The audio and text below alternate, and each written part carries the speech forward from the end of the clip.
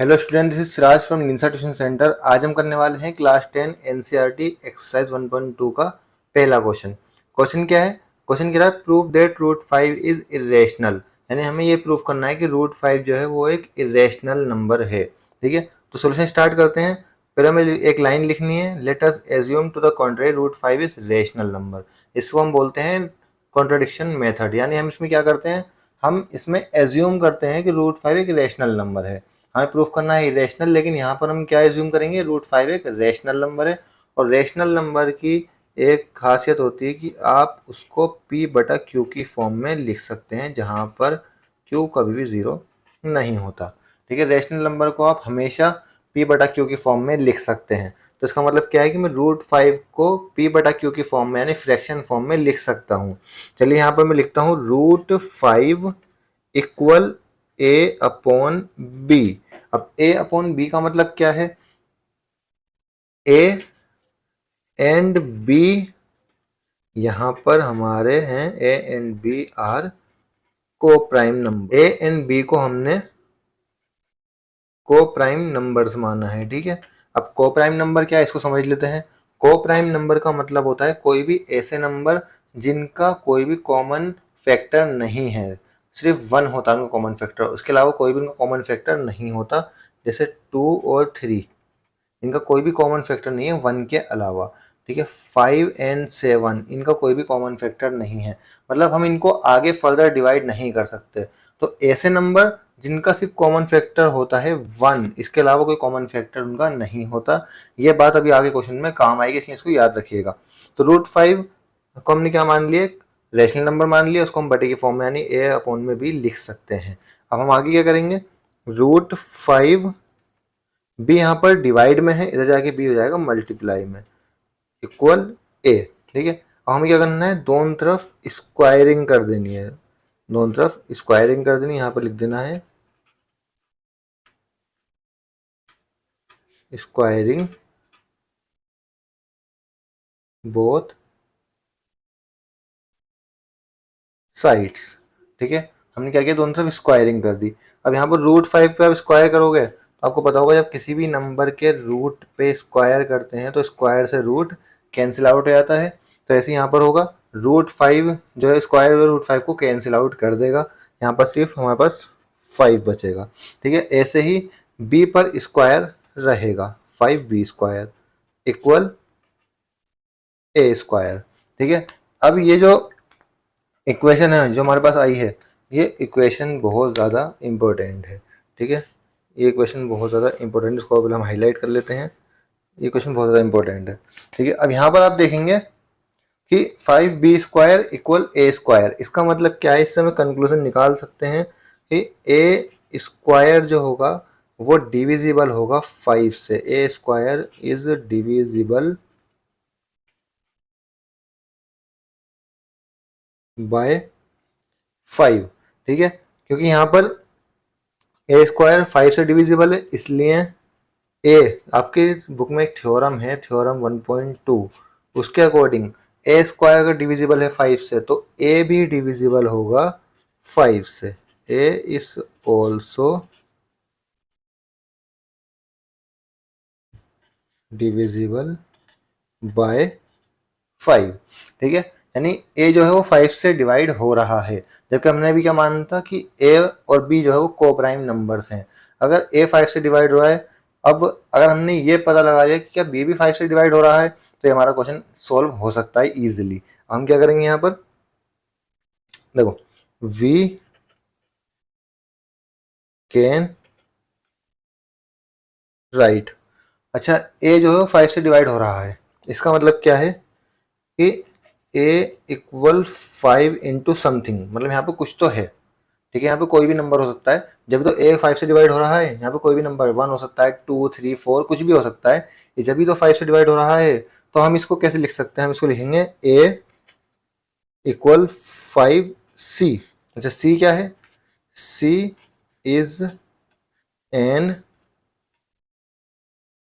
Integer. यहाँ पर c क्या है, यहाँ पर c कोई भी इंटीजर है। ठीक है, अच्छा अब क्या करेंगे यहाँ पर देखो हमारी जो ए की वैल्यू थी वो √5b थी, तो हम यहाँ पे क्या कर सकते हैं, ए को हटा के √5b लिख सकते हैं। यहाँ पे लिखेंगे ए की जगह पर √5b इक्वल 5c। ठीक है, अब सेम वही चीज दोनों के ऊपर कर देंगे, स्क्वायर स्क्वायर। ठीक है, यहाँ पे लिखेंगे स्क्वायरिंग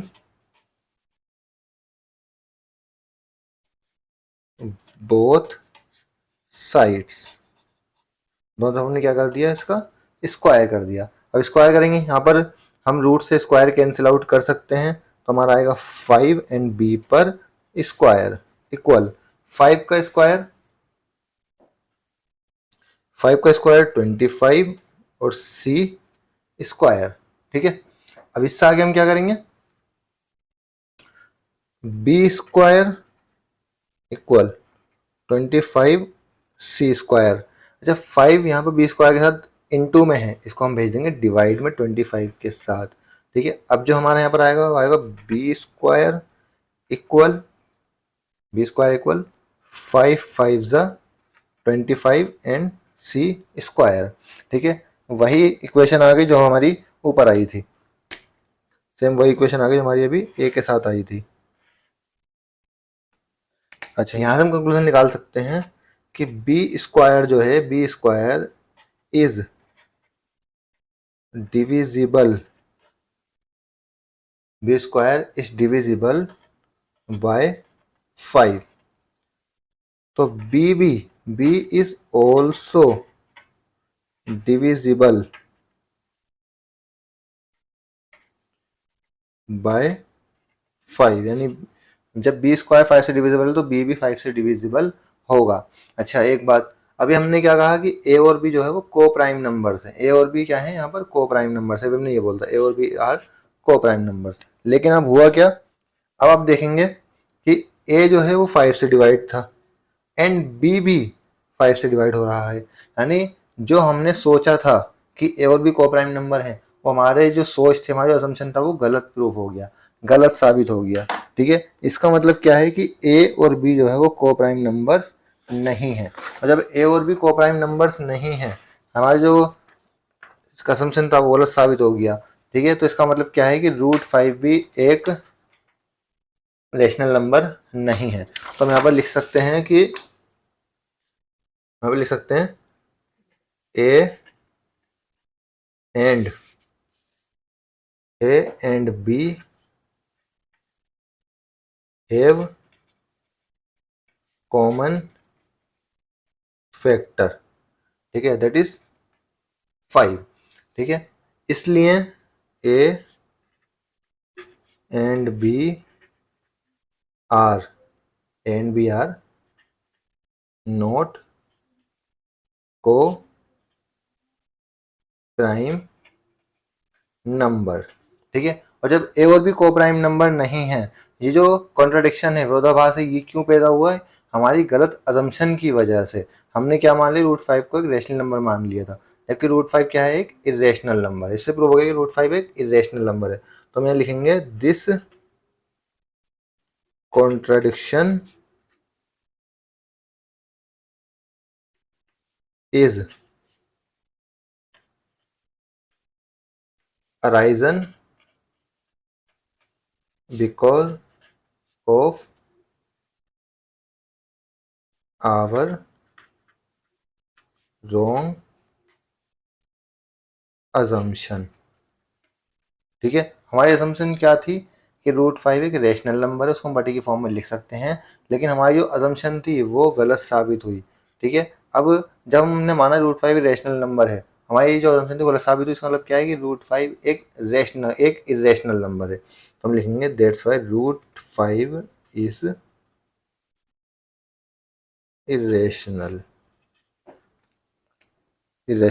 नंबर। ठीक है, ये हो गया हमारा आंसर। बहुत इंपॉर्टेंट क्वेश्चन है, एग्जाम पॉइंट ऑफ व्यू से बहुत ज़्यादा इंपॉर्टेंट क्वेश्चन है, तो इसको ज़रूर एक एक स्टेप इसका याद कर लीजिएगा करने के लिए। ये हो गया हमारा आंसर।